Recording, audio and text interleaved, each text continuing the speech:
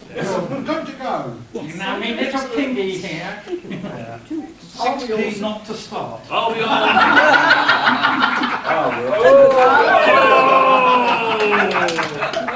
But I'm going to anyway. Are we all now sitting uncomfortably? 10p to continue. Yay! Very uncomfortable. So, I'll kick off then. Yes, you may kick off. I will kick off with the 2p turn. and the jelly baby to carry on. Oh, I'll accept jelly baby. Bribery interruption, I'll accept. Not for me, thank you. I just invited.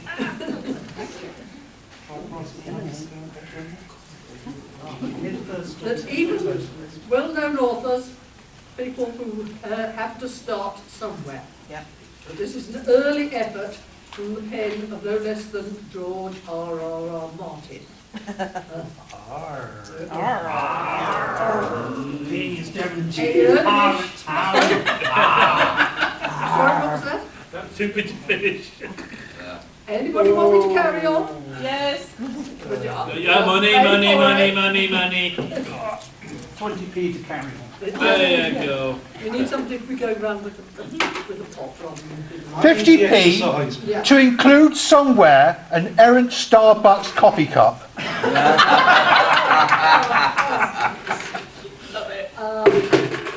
Possibly I can manage it. Depends how far I get. It's called Only Kids Are Afraid of the Dark. And he was rather into sort of superhero type things at the time. Yes. For long ages the great temple had lain hidden by sand and jungle, alone and deserted.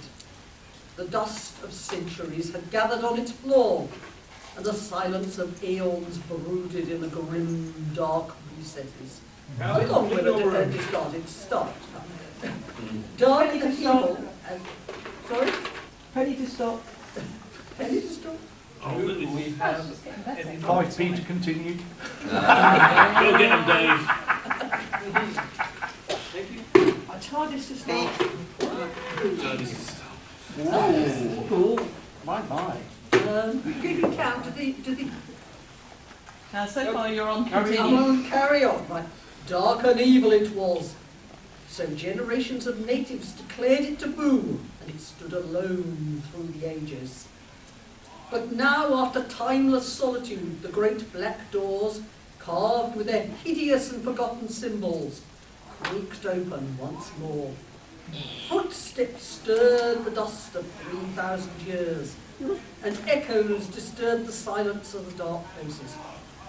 Slowly, nervously, with cautious glances into the darkness, two men sneaked into the ancient temple. They were dirty men, unwashed and unshaven, and their faces were masks of greed and brutality. Their clothes were in rags, and they each carried long, keen knives. 10p to stop. Oh, We are currently on 10p to stop. Do we have any continues? And each of them carried a Starbucks coffee cup.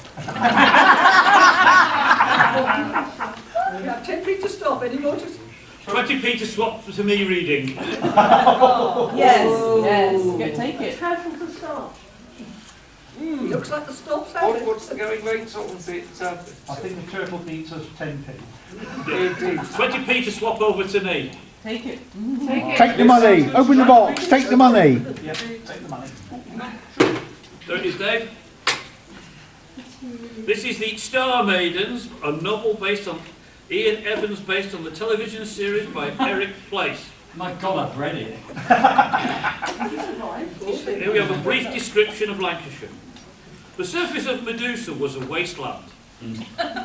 A grey, miasmic slag covered the planet, so that the topside prisoners waded ankle deep Yeah, it is through the Lancashire. dust and accumulated waste of the interior dwellings.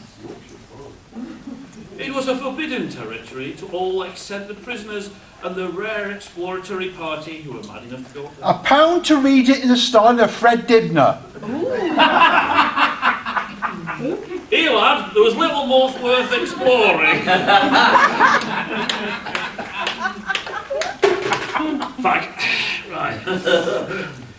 The event of the comet and a long journey into space, no idea where that is.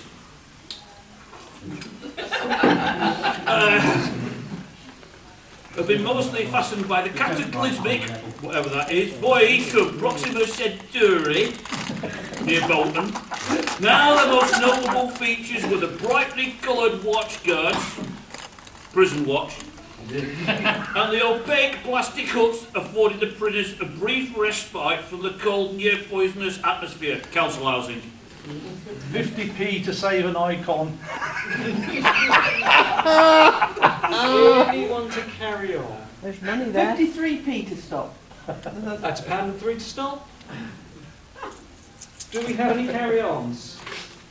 I think that's enough. I can give you 20p to carry on. So you've been outgunned at the I know, moment. but it's all I've got. £102p to carry on. Ooh. And that's Big the money. that's the last of the cash. Oh, in that case then. Hey up, where's Hey, my we've got to whipping? carry on, lass. Yep. In a solid gym, that. The men sent topside were not expected to return. Makes a change from the mind. The sentence of banishment was as close to a Mendusian niceties they could get to a death sentence up playing for Bolton Wanderers. Up there, a man had a choice of clinging to life in the vain hope that a pardon might come through, fat chance of that last, or stripping off his life suit and let the atmosphere kill him quickly. Council cleaning duty. Reedy Schmidt, must be a German, opted to survive. He fitted into the routine of topside life.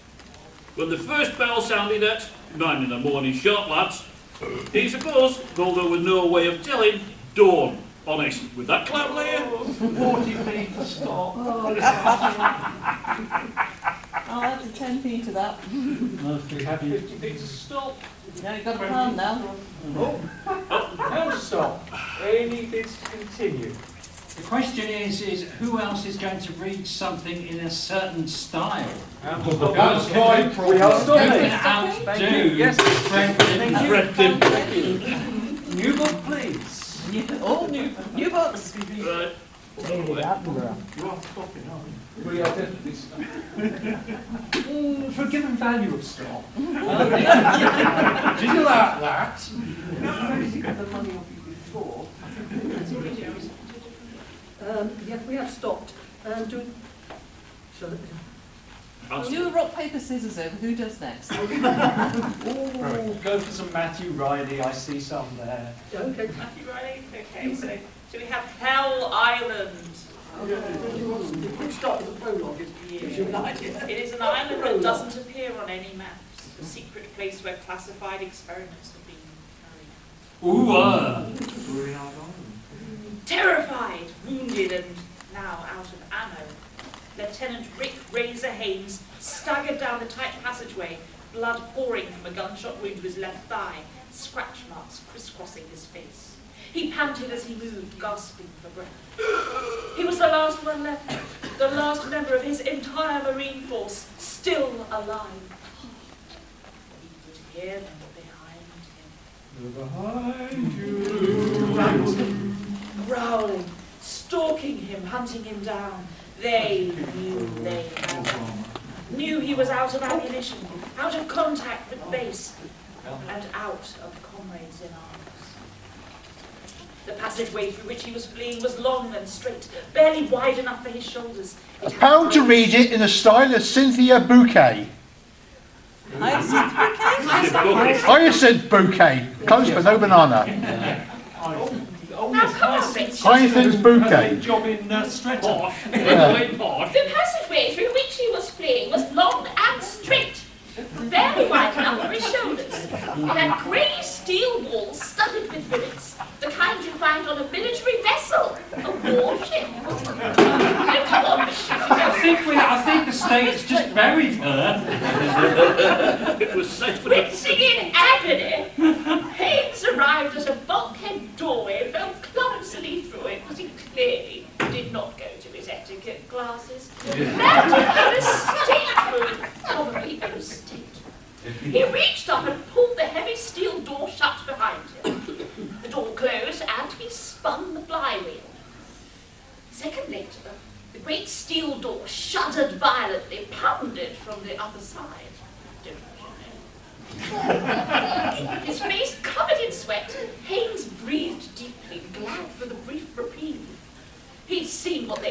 his teammates have been horrified.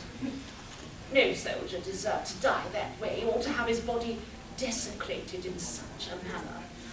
It was beyond madness what they had done to his men. That said, Richard, they had systematically overcome his force of 600 United States Marines. Had been tactically brilliant.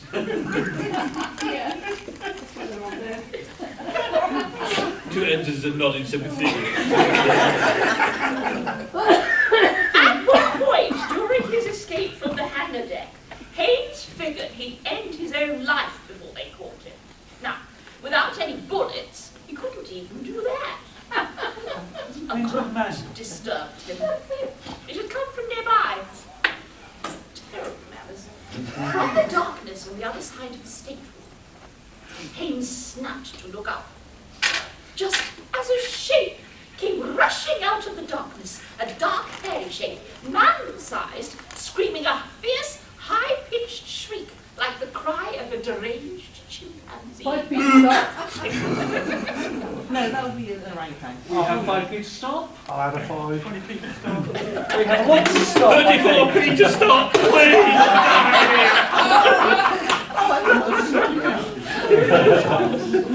This is when the ends are getting desperate now. I loved it. I was desperately trying not to corpse. Yes.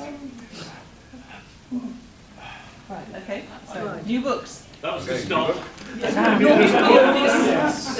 the opening sequence, because we have that every year. Let's do it. Oh, what, the opening sequence of this? Yes. Right, okay, well... Yeah. I marked a bit of pieces I thought was equally awful. Oh, yeah, no, there is a bit here that is equally awful, but If you found another bit that I've you'd flicked like to through, and I think without context, this one's a banger.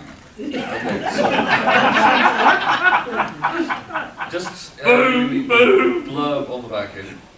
The universe hides many menaces, awful diseases, fearful storms, and the emptiness of space drives men mad. 20p for the current reader to read it like a pirate. Okay, That's easy. one second. Hang on. Uh-oh. There is a hat. You've done it now.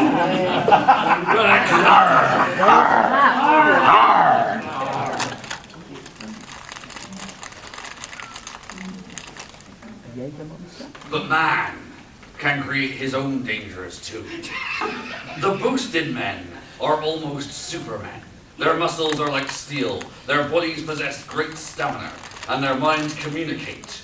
They are processed men. Like They cheese. can present a threat to any community if these powers are abused or confused with a lust for power. Pick the teeth out of that one. It sounds better doing it in pirate actually than the book. Makes it more interesting. Processed men, is that like... Like processed cheese. Yeah. Tin old men. Sodium green? The dome buckled and sagged in an inverted bowl. The telltale did not light. The man ran from the tower. These are all just individual sentences. Yeah. Yeah, as noted by full stops. You think? He ran in speed time. Hook licked his lips. Does that a lot. The man raced towards the ship, and Hook knew that to him everything was in stasis. He would reach the airlock valves in the condition which they were now. They could never close before they could reach them. Hook's thoughts paced the boosted man's speed time dash. In speed time, he pressed the button. The Griffin 280 aligned on the traffic control door and erupted. £1 to read it in the style of a BBC newsreader. All right. Okay. As in received English? In Welsh, so Welsh. No, that's being no, wrong. received Oh, English. you mean like US? The boosted man, no time in his The boosted man, speed time or no speed time, could not dodge. He crisped. And then Hook's powers began to that familiar, nauseous, desolating slide towards normalcy. No. Normalcy for a boosted man was being boosted. Now Ryder Hook was being deprived of this real status. He was being swept into the herd of We ordinary have people. 10p to stop. Another 5p to stop. 15p to stop. Any continues. Another 5p to stop. 20p to stop. Any continues. No, definitely not. No. No. Right. Ryder Stop Hook habits. was no longer a boosted man. Actually, I can carry on with nothing. Pain in the distance, it's so cold. But I'll put a spiel on myself. Chapter 1. We'll slit this Hook's throat, said Walter Gaines with all the dark authority in his voice, reaching clearly from the galley to where Hook sat on the controls of the space cutter, and slipping into space a day out from Stellapolis. We can beam in a fresh pilot from here, said Locum Hazer, his voice incisive against the metal eye. Getting rid of Hook will be a pleasure. Happy Downing's voice rolled comfortably with a chuckle. From where he sat drinking coffee in the gallery, the other member of the quartet, Sharon Sharon, had no need to speak to make his feelings known. Hook detested inefficiency in others and hated it wholeheartedly in himself. Mistakes spawned from inefficiency. Hook had made many mistakes in his time, perhaps chief of which was being born into the 101st century at all.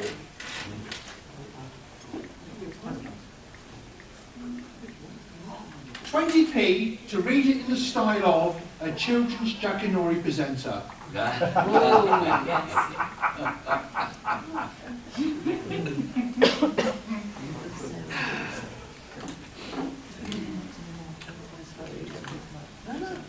Although to blame himself for that smite of vulgar ostentation, my dear children, and he knew with galactic adventures, vulnerable philosophy, that he would make many more, be that a lesson for him.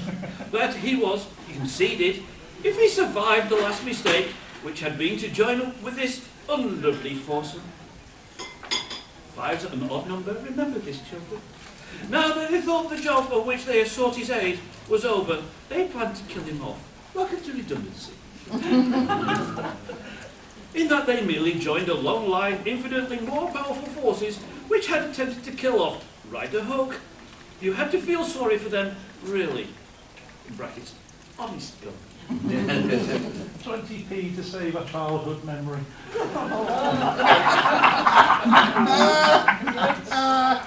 20 to stop. Any advances up?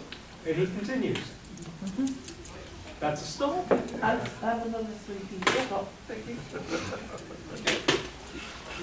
You have all my change. That's all I got.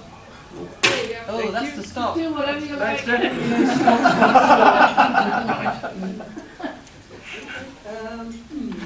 You're next. Me, Right, let's listen. Is that a Bonduki book in your hand? it is. Oh God. Pounds not to start. Well, Bonduki's not that bad. I haven't got enough money.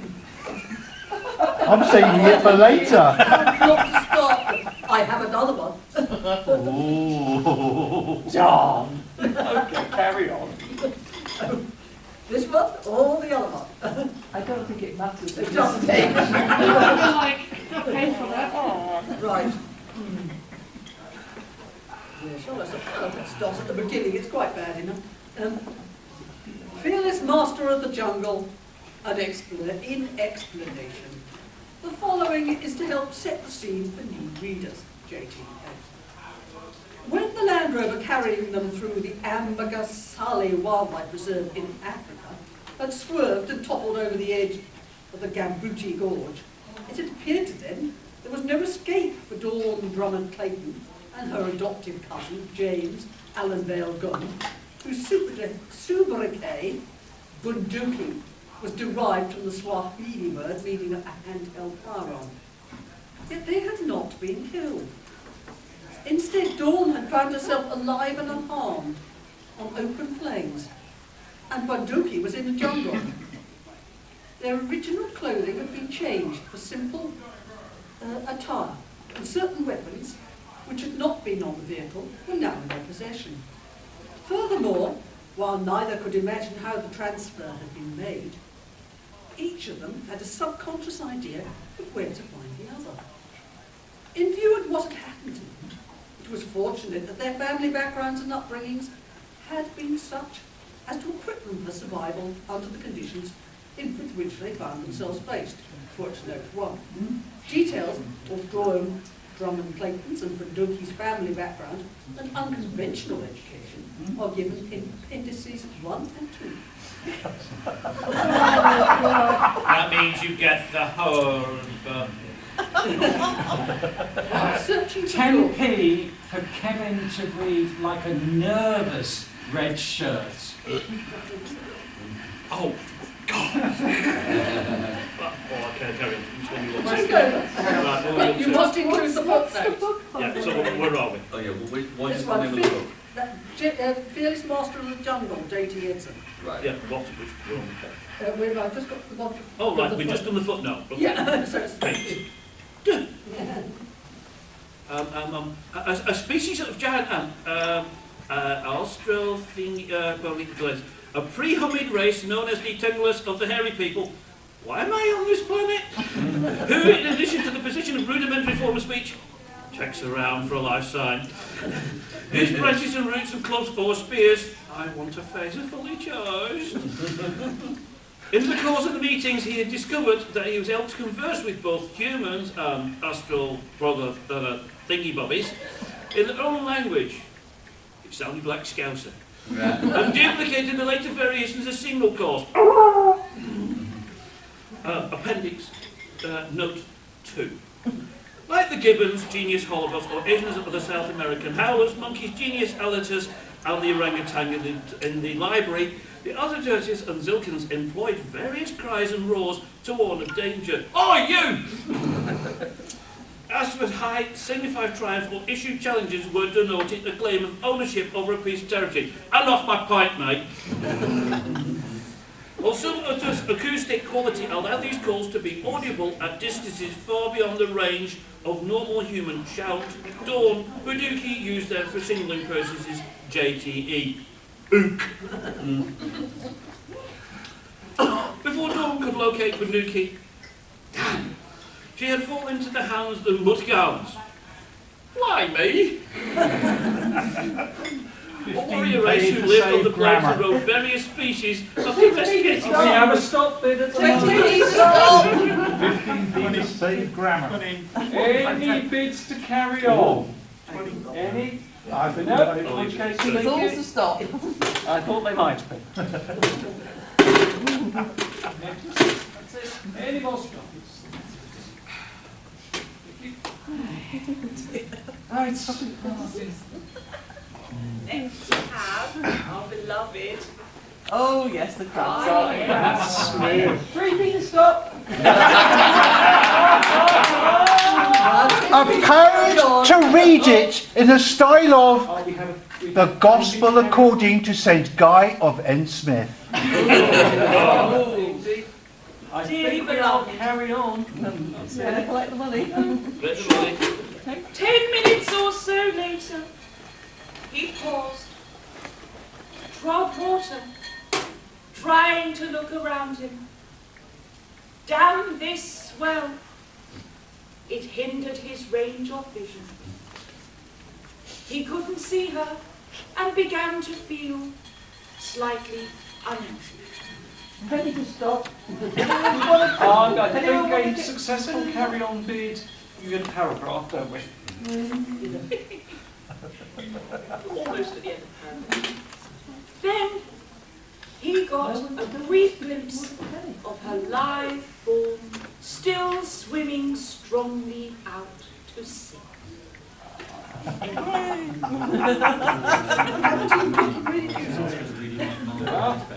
Have we got continue or a stop?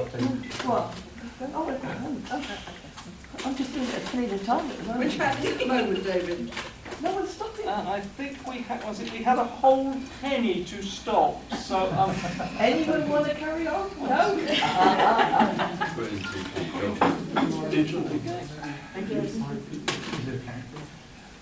So I think the stop's Stop. happy. Okay. I think I'll pay to carry on, going nuts. From a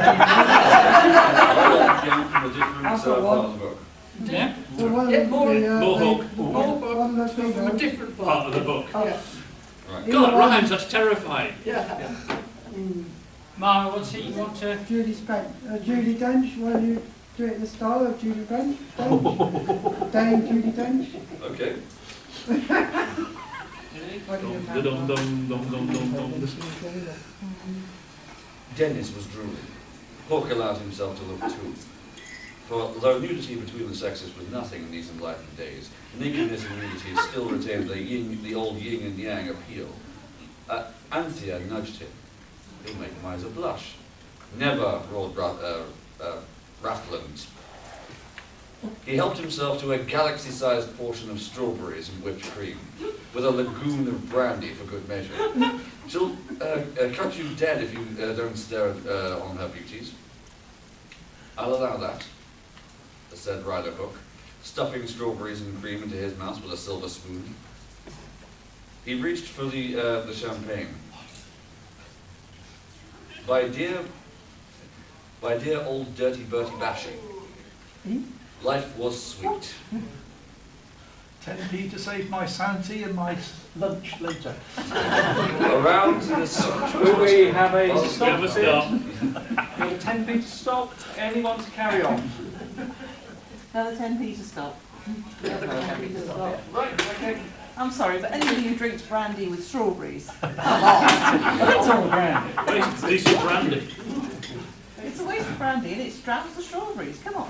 Well, that's not even the worst culinary offence on this page, but... That's why So does anyone want to pay to carry on and hear that? that's why I was trying to save my lunch. We'll come back to it, maybe. Is it me now? We walk back to the end of this I think film? so, yeah. Yes, yes. More hook from a book. £5, because I've got nothing else. You can have everything at once. All right. To sing it. Whoa! That's Okay. Here he was terrified. He, Ryder Hook, was shaken with fright. He turned on a man across yelling. What he said, Hook had no idea. The weird double knowledge went on, so that the understanding these people were not Homo sapiens. Stop! Please stop! I found it! Stop! I want my sanity, what's left of it! I've got one brain cell, he's called Eric! And he's dying! So gets her paragraph. Oh, give you no, or something like you go, no, no, no. Got a telephone bit man from live weapon. Another 10 to stop. Making 20. That's not a Bohemian, you know. Screw the paragraph, just stop!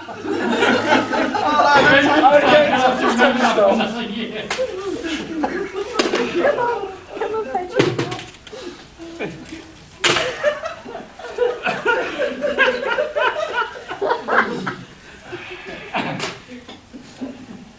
Damn it, I didn't get to the guitar solo.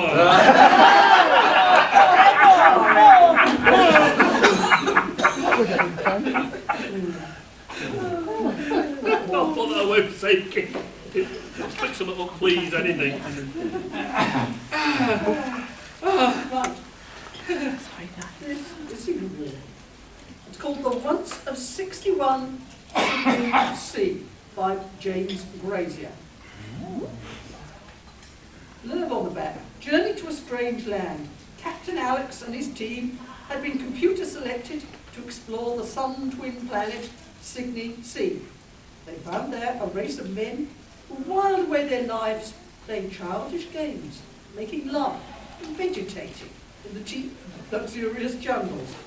Alex's friends succumbed to the planet's many delights. Only he felt duty-bound to return to work. But we are starting off before they are, well, they're on the moon base, but before their journey. The director of space medicine greeted them cordially. He immediately conducted them to the lunar clinic, where they were to have their final physical examinations. Without delay, one at a time, the four passed into separate computer-controlled examining pods. Robot probes tested their urine, blood, heart, lungs, kidneys, skin, bones, digestive apparatus, brain, teeth, eyes, ears, nose, and other external and internal structures. Welcome to the NHS. The process was A pound to read that again in the style of Dr. Frankenstein. Sorry, I didn't know where to begin with. I'll do it for you. Right. How does the BBC do cracks or lightning and thunder on radio? That one.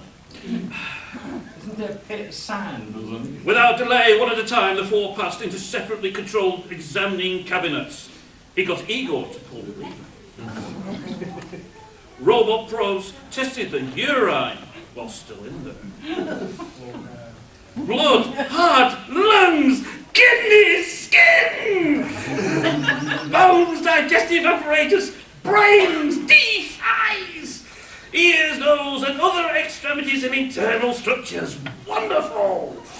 The process was remarkably rapid, automatic in every aspect, and hopefully painful. Diana, seated in the closed, darkened cabinet, felt metallic robot fingers unceremoniously touching her thigh. I just said it nice for her.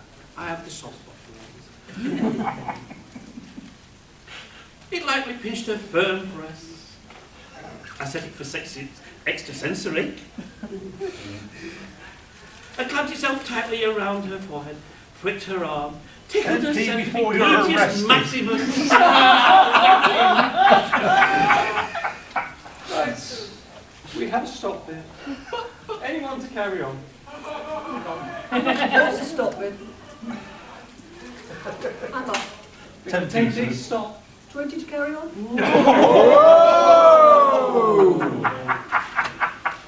We have do you wish to beat 20? I haven't got enough to beat 20. Oh! Oh, cancer. Indeed. Are you sure this isn't the novelisation of Saturn 3? I read that recently. Probed her sphinx ring and almost fondly encircled her narrow waist. She laughed at the inhuman machine. I wish I was. As it nudged openly her pretty mouth, straight at her. Note to self, medium straight. Lightly teased her hard palate, and noisily, gently, thumped on her chest and tapped her on the teeth. Oh, the ring was wonderful. Quasi would have loved it. It was all over in 7 minutes, bugger. 10 feet to stop. Another 10 feet to stop. I'll have my last 10p. I think we have a stop. Yeah. Stop, Sam. But there's a whole new section I could have had fun with. Well, Kev, you can vote against. I want to carry on. Do we let him have it? I'll have a little bit of fun then, Al. I'll stop. Maybe. The intricate machines gulped, clicked, vibrated, scrambled, encoded, hummed, and tickled. 15 minutes later, A parent to continue reading, but in the style of Bela Lugosi. Oh, crap. Bela Is that Lugosi. Lugosi Frankenstein? Yes, why not? He did Dracula. Why not Frankenstein? Look at Christopher Lee. Did both. 15 minutes later, a green card for each examined, flipped out on a shiny silver tray, showing their health status and defects. Oh, she's O negative, lovely. There were a few of the latter, but each of them had some faults when measured against the perfect national health standards that had been adopted in 1955. Youngsters, there were some scores for blood, cells, lymph, air intake, expulsion, bone structure. Oh, she's got some lovely sharp kidneys. Stomach acidity, muscle reaction, spleen function, bile discharge, brain reflex, DNA implant toleration. Alex came up with the highest health score, a remarkable tolerance for the DNA implants, and a total of 983 points out of 1,000. A phenomenal specimen of manhood. Seldom would the average man in good health score more than 850. Igor, you're fired. I need a new cretin. Amos, for example, with an exceptionally high score of 940 for a man of his age. Lost points for teeny veil damage in the left eye. I must put it down. Lost points for teeny veil. Several points for a crooked big toe. I told him not to drop the brick on. Diana in top flight condition. Mrs. Vampire. 10 feet to stop. 20 feet to stop. 20 feet to stop. Got him this time. Oh, Thank you.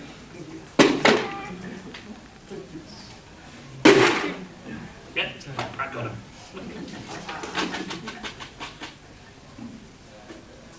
right. Next we have Lindsay Gutteridge's Cold War in a Country Garden, which sees, apparently, a platoon of soldiers taking part in Honey, I Shrunk the Kids. So here we have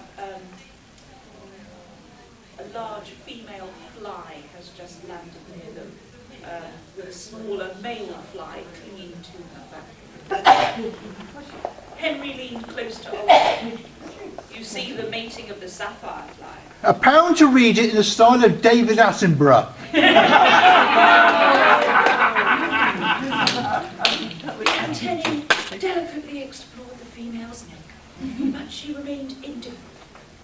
His caresses became more insistent. His antennae beat lightly on her shoulders, and at last she acquiesced. Her head lifted, the tip of her tail left the ground, and swung slowly from side to side, and a valve gaped between the last two segments of her abdomen. Her lover scrambled backwards and grappled her in sexual embrace.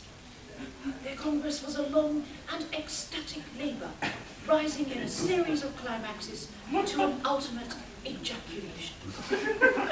For a while, the exhausted lovers lay still. Then the female raised her belly from the ground, swollen with now fertilised eggs, and attempted flight, whirring up into the green branches, only to crash back to earth. consort was dislodged, and she stepped briskly towards the sunlit plain. Taking off, she flew purposefully through the throng of courting insects and vanished into the glare of the sun. Don't need to stop. It actually works, doesn't it? It actually works. Down to notes then, that's the problem. Okay, so Sam is going to read. Okay, Next. this is going to be Wargamers World by Hugh Walker. Seems to be a kind of a rip-off of Westworld, only with sword and sorcery. And I've started on a page that had a bookmark in it, so presumably there's something atrocious on it. Alright, so... Fiona probably bookmarked it for you. I'm bound to read it in style of Vladimir Putin. Sorry.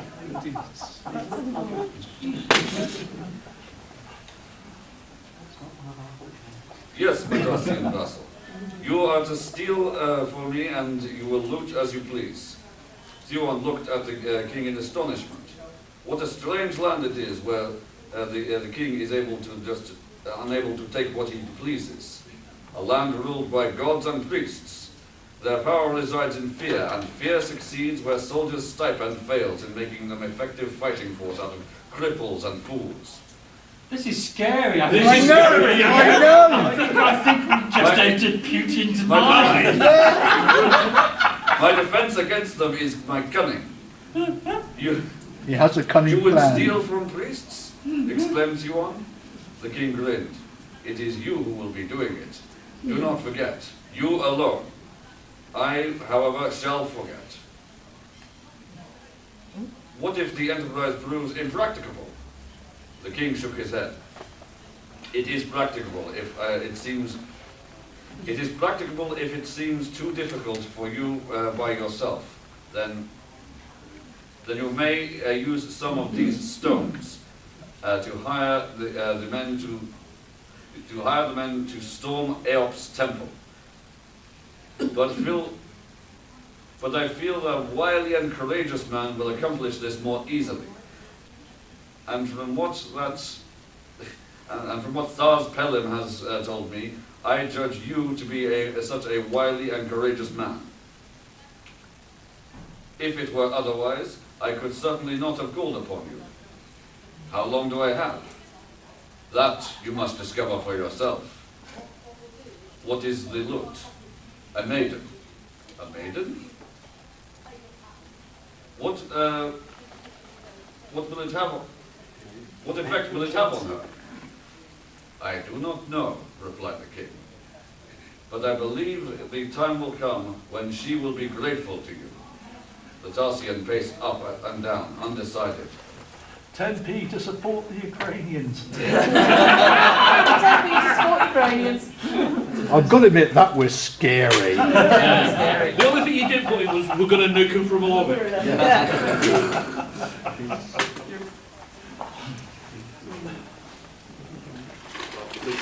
Me and Sam have been savaged. Someone else now. Okay. Resulted of work. Menace of the Saucers by Iando Binder. What? Sounds like a pseudonym. It does. Who do we know who might come up with pseudonyms like that? Yes. Yes. Travelling silently to mid-speed, its mirrored sides flashing. The saucer swooped in for a landing on Earth. Then, as he watched, another saucer appeared in the sky, and the dogfight began. Aliens from beyond known space were battling for control of the Earth. Yeah. I think chapter 3 here sounds like a good spot to begin. She got at the memory, then began. It was an egg-shaped object, bigger than a bus, sailing across the sky. It flashed blue and green colours, then turned bright orange as it suddenly swung down to the ground. I thought it was going to hit the house. I guess I just stood there stolen, frozen, too frightened to scream. It took her a moment to go on. Well, then it stopped. just as suddenly it settled down to the ground, across in the field, back of our house. It stopped and hung, 8 feet off the ground, I'd say. Just hung there, mister. Her eyes looked at him in appeal, as if afraid of laughter. I believe you, said Thane softly. You see, I saw a saucer myself. 2 of them having up, oh well, never mind. It's your story I want to hear. She went on with more spirit, now safe from ridicule. Well, I kept watching in a sort of a trance-like.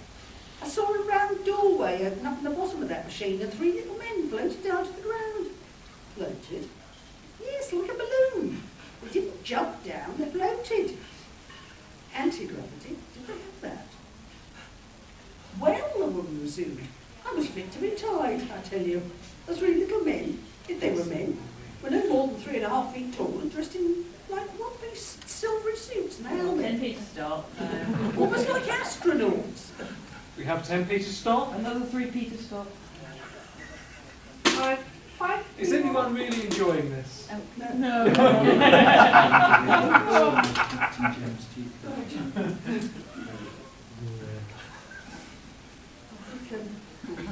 Getting down to the material, a couple more pieces, and then we get to the pièce de résistance. We have John 15 Carstairs minutes. space. 15 minutes left. Crikey, we've burned through that. Yeah, right. Do you want to... All right, I'll have a crack at this one. Yeah. It seems very good for an answer. Yeah. Chatterbox came strolling into the dome with several charts and maps rolled under one beefy arm. The other was a bit weedy. Moving to the rollwood table in the room centre, he unfurled the papers and weighed down the curled edges with pewter ashtrays and copper inkstand.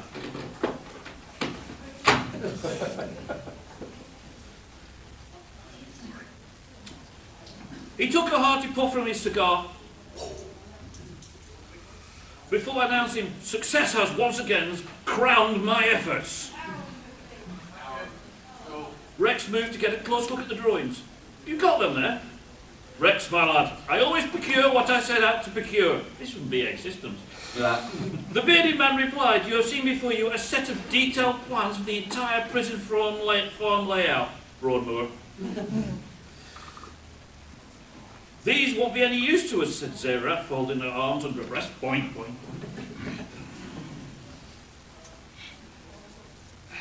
We quite simply don't have enough people for an overt raid on the place. Overt, no. Covert, yes. He took his fuming cigar from between his lips, exhaled a swirl of smoke. 10p in the style of Churchill. Oh. What's needed is extra tension Torbin from within these prison walls is a bold stratagem.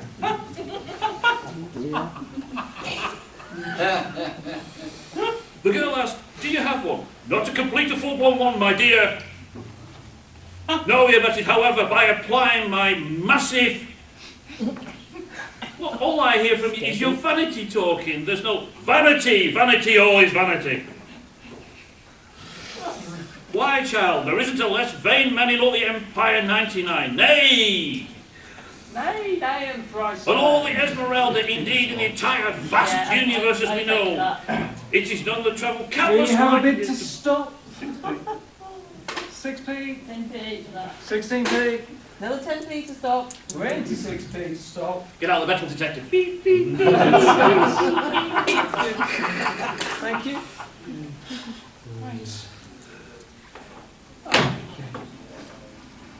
Hitten.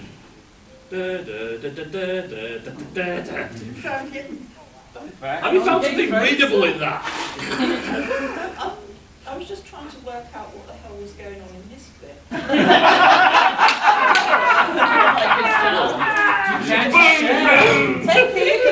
Synopsis.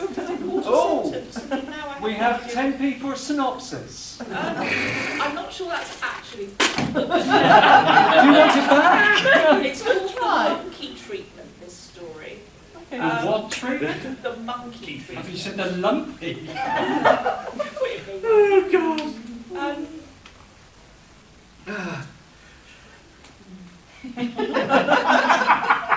So somebody called Kenny has to do something with a monkey, and there is an equation. Me plus monkey equals £367. Now, I don't know if that's weight and he has to absorb the monkey. I don't know if he has to, if that's an overnight rate in a hotel. Oh my God, they killed Kenny. You bastards! Well, if it's a monkey, 50p in the style of Johnny Vegas.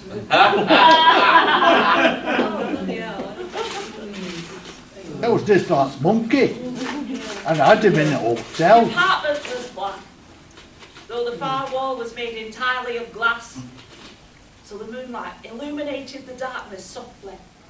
Outlined against the stars and the light of the city stood the man who had opened the door. He was hugely, obscenely fat, and his skin was a pasty, fungoid white, and he had little dark eyes set deep into crinkles in his broad, suety face. He wore nothing but a vast pair of striped shorts. His breasts flapped about against his chest when he shifted his weight. And when he smiled, his teeth filled up half his face. A great crescent moon of teeth. He smiled when he saw Kenny and Kenny's monkey. Carry on, I'm glad. He's just described Gary.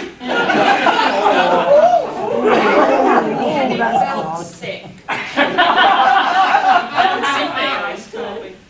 The thing is, the door weighed twice as much as the one on his back. The thing in the door. The thing in the door. I still don't know what that might be. Weighed twice as much as the one on his back, and I don't know what he's got on his back either. Kenny trembled. Where is he? He whispered softly. Where is Boney? What have you done to him? The creature laughed, and its pendulous breasts flounced about wildly as it shook with mirth. £1 to read it in the style of Inspector Clouseau. The monkey on Kenny's back began to laugh. A higher, thinner laugh, as sharp as the edge of a knife. It reached down and twisted Kenny's ear cruelly. Suddenly, a vast fear and a vast anger filled Kenny Dorchester. He summoned all the strength left in his wasted body and pushed forward.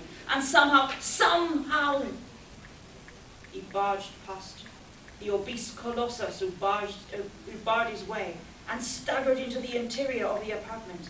Boney! He called. Where are you, you little yellow swine?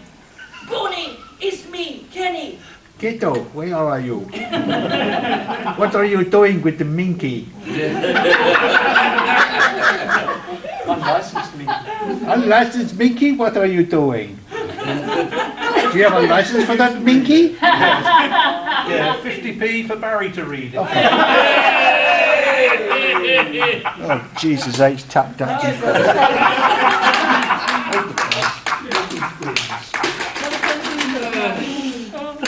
Yeah, come on. Go on.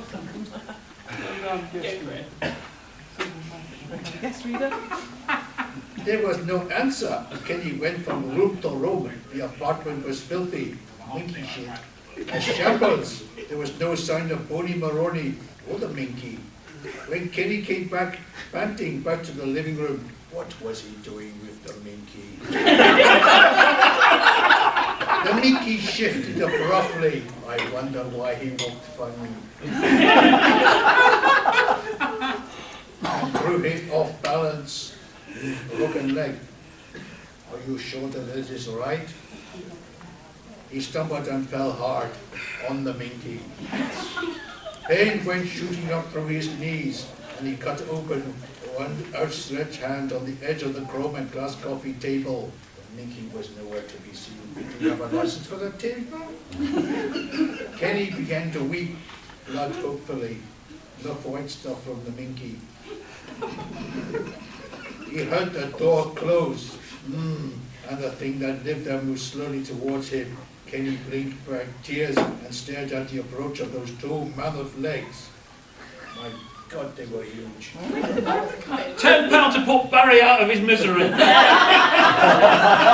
Well, put me out of your misery. You can bid against Barry. Yeah, Barry. No, I think I've done enough. There you go.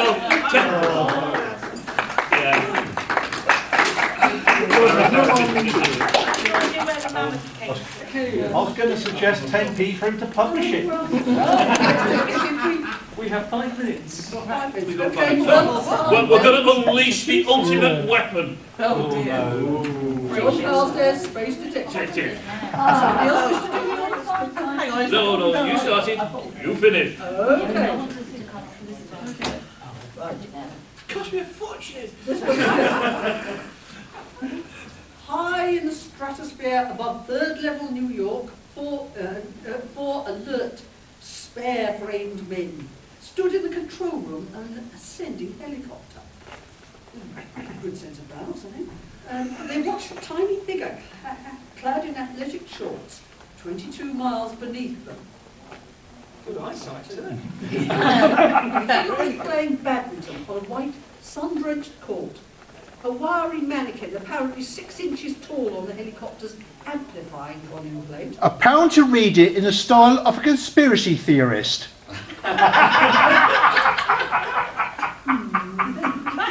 Oh, right, yes. Okay, that should be interesting. The Visiport one, right. The Minikin was approaching the net now. The men in black must have been watching. His racket swinging. Was it left or was it right? Was it up, down? Maybe it was circular. I don't know. He was a good badminton player and more than a match for his opponent. Ah, why wasn't he at Wimbledon? He was sweating from every pore. This was very good equipment, this, for leading the man sweating with every pore. Must be a secret ops. Suddenly, as the 4 navigators stood, the little figure bent, picked up a dust mote, and swung it with a downward sweep of his racket. There was a tiny flare, effervescent as a mini-jolt jarred loose from a phantom circuit, sparkled out in the bright sunlight. This guy, superpowers. Ooh! Is it going to be contact to Area 51? The Minikin's yellow athletic shirt turned crimson. Dropping his racket, he clutched at his chest and slumped down at the white court, which instantly darkened about him. It was a conspiracy. It was behind the man with the rocky knoll. What? Don't you mean the man behind the grassy knoll? No, it's New York, Morrock. Oh, fair dues. No, or it is the way I tell them. Get your own conspiracy. Sorry. One of the navigators raised a pale blue eyes and glanced at his companions across the coning plate. Sounds more like a sub in the air. Stand ready to blast, he said. Told you they were going to pop him off. Far beneath on the sun-drenched court, the Minikin arched his body convulsively, stiffened, and lay still. Men in black, 1. Opposition, nil. Vera Dawn was sitting before her typewriter. Next page of Tattler ink coming your way. Cataloguing spores labelled Perennials, Neptune, on a buff-coloured filing card. It's always on cards, isn't it? Never on the electronic system. 30p to bring it to a close. Okay, 40p to stop.